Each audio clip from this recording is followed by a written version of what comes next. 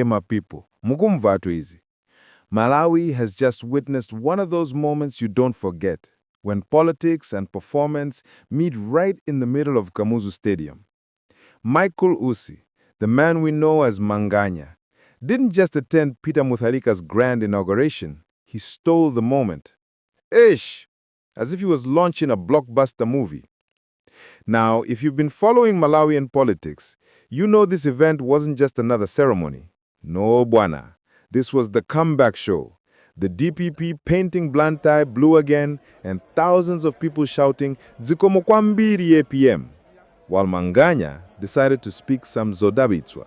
Words so sharp, people still talking about them in minibuses and tea rooms.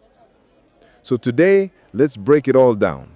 7 key facts from this spicy political drama that had the whole nation saying, "Hey, koma Malawi sima tama surprise." Let's start here. Who really is Michael Biswick Ussi, aka Manganya? Hey, this man's story reads like a movie script.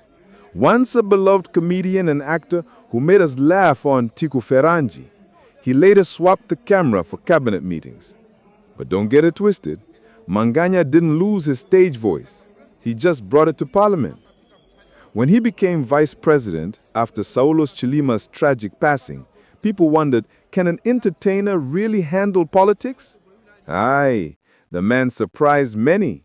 He showed discipline, focus, and that typical Manganya honesty that doesn't sugarcoat things. And so, at the Kamuzu Stadium, when his tenure officially came to an end, expectations were high. Would he bow out quietly? No chance. Manganya is not a whisperer. He's a storyteller. And hey, the story he told that day left many saying, "Koma huyu alangula zowawa koma zona." Now that's our main character set.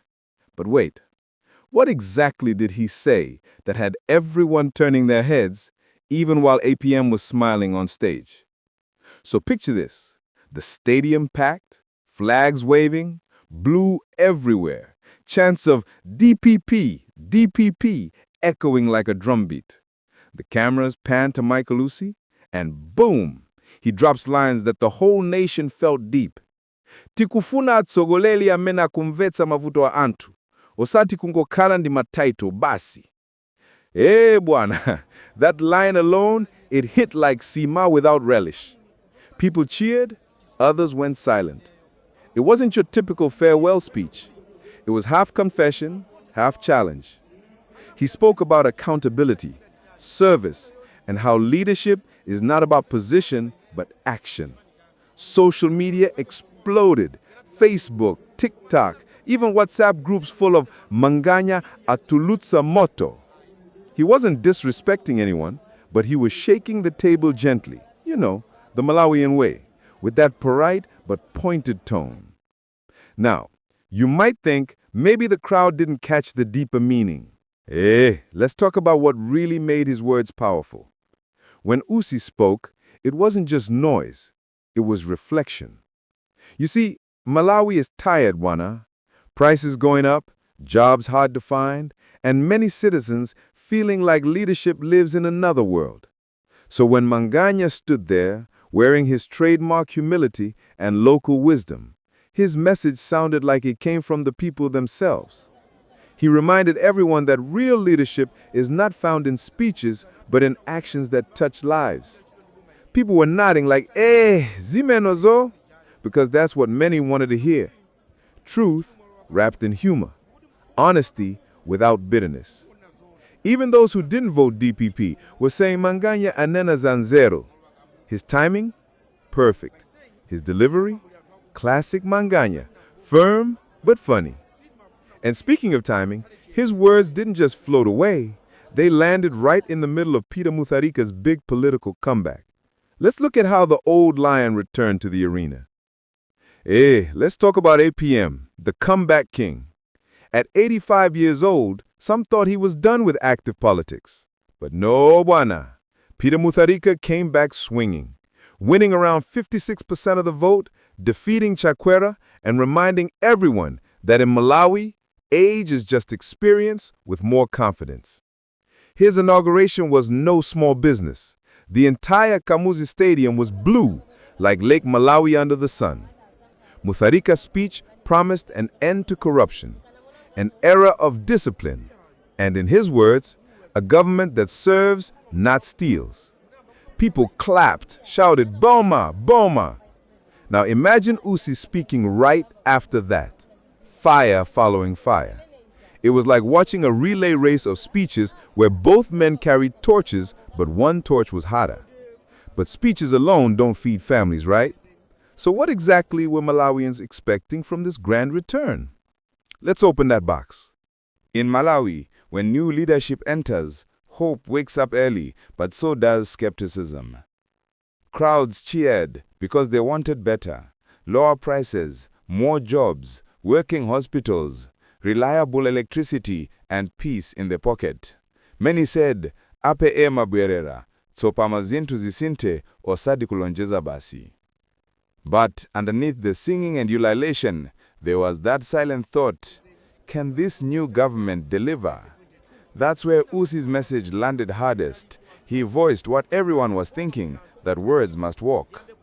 From Limbe to Lilongwe, people were saying, this is not time for dancing only, it's time for working. Even vendors outside Kamuzu Stadium felt that shift, excitement, but with cautious eyes. So now we know what people expect, but what did Usi gain from that moment? Let's talk strategy, because our man Manganya, he knows how to play smart. Usi didn't speak by accident. That was calculated courage. As his position ended, he made sure his voice wouldn't fade with it. Politically, that was a smart move, a reminder that he's not just a comedian turned VP, but a future contender. By standing up and speaking truth in a moment of celebration, he captured both attention and respect.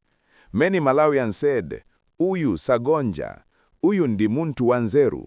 He didn't attack anyone, but he made sure his message was clear. Leadership must serve the people, period. Analysts are already predicting he might become a key influencer in future elections, whether inside or outside the ruling party. That speech, it was his brand refresh. Now, let's look beyond politics. What does this whole event mean for Malawi as a nation? Because the ripple effects are already visible. Malawi has entered a new political chapter, my friends. APM's return means experience is back. But Usi's voice reminds everyone that accountability must never retire. This mix, the veteran and the visionary, might shape how future leaders speak, act, and connect with people. Many youths are now watching politics with renewed interest, saying, if Manganya can rise from drama to decision-making, why not me? It's inspiring. And for the older generation, it's reassurance that honesty can still exist in leadership. This inauguration didn't just swear in a president, it reignited the national conversation about values, leadership, and responsibility. And knowing Malawians will debate it passionately over every cup of tea for months.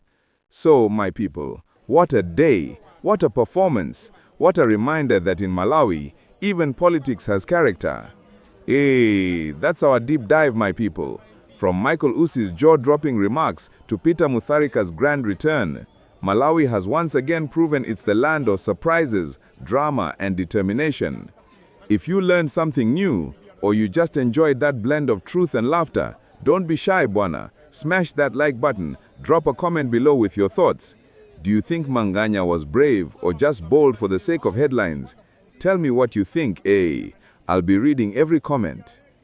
And if you haven't already, subscribe to @Global Pulse News, where we unpack the world's stories with Malawian flavor and fearless energy. Zikomo kwambili for watching, my people. Until next time, remember, leadership may change, but the people's voice never fades. Tionana next time, kwama osayiwala kudia nsima musana gone,